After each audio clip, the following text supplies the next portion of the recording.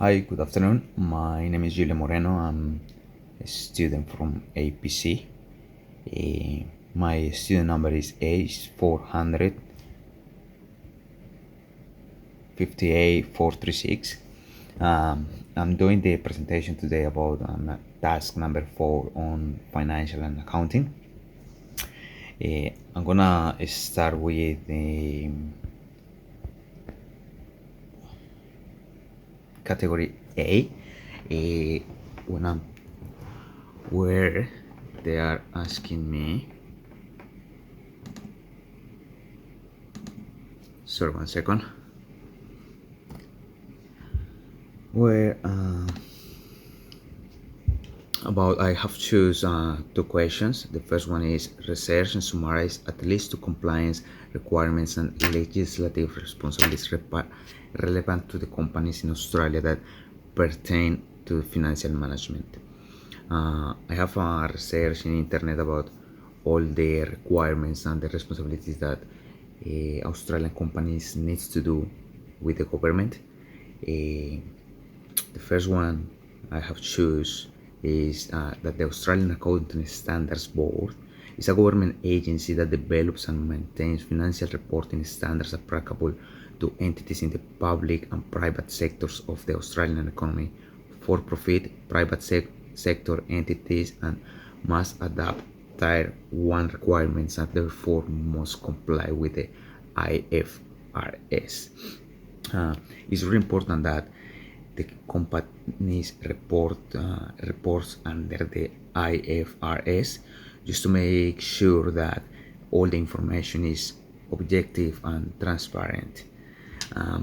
Furthermore, under Australian Government Companies Act 2001, a majority of the entities are required to apply to the Australian accounting standards when preparing their financial statements. Some entities are required to apply in only the state requirements, some of them to the national requirements and the regulations. Therefore, members of the CPA, the Institute of Chartered Accountants Australians, are the Institute of Chartered Accountants, have a professional obligation to take all the reasonable steps within their power to ensure that the entities with which they are involved comply with the standards of Australian accountants when preparing the general proposed financial report.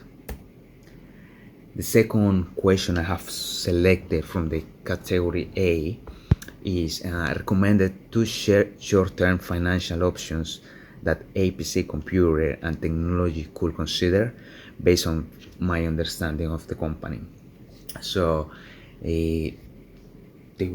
what the two short-term financial options that I have selected are the bank credit and the supplier credit. Is two different types that they can choose. That is the page. The first one is the bank credit.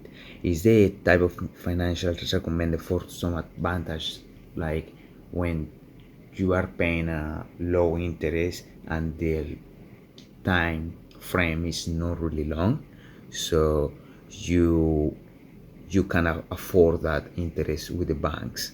The other option is the when you can have a supplier, credit supplier, when the time frame with the supplier is not really long and you have built already a trust with the supplier. I recommended that option because that gives you the benefit to don't pay any interest to the supplier. Is always good. If you choose that one, make sure that you pay to the supplier in the time frame that you have accorded with that respective supplier. Now, for category B, is that one. For category B,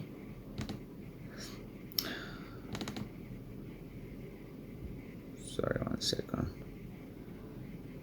So I have choose the second question in category B is when they are asking me if I think that the current inventory of strategy is working well or not. In my word assessment, I have calculated the operating cycle, what is the days of inventory plus the DSR. I have made all the calculations that you can see in the word assessment. I have calculated the DSR, that's the days of the year, divide in accounts receivable turnover.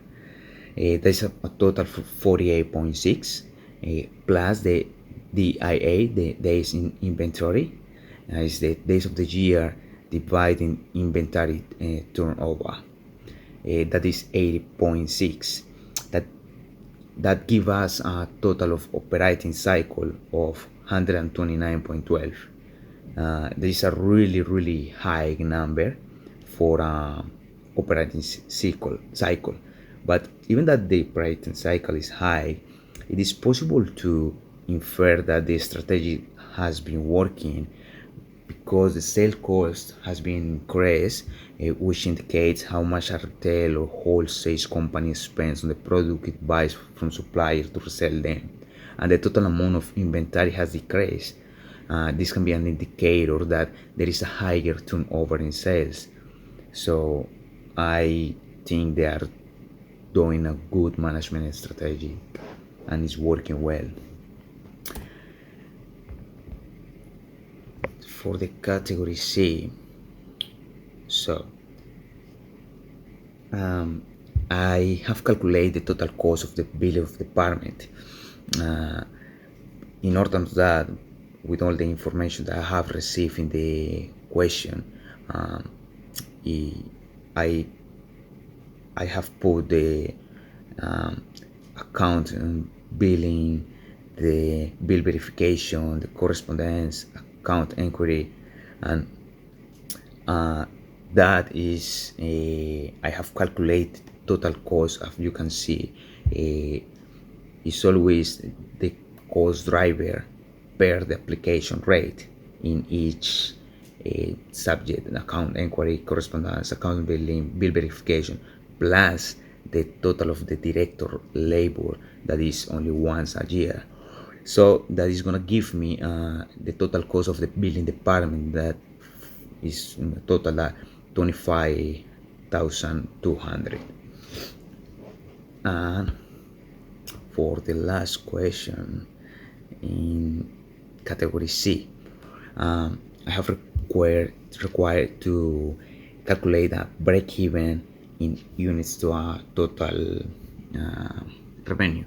I have done that using the formula with a break-even point, that is a fixed cost divided in selling price per unit less the variable cost per unit. That is a total of 5,500,000 divided in 800, that is the price per unit, less the variable cost per unit, 300.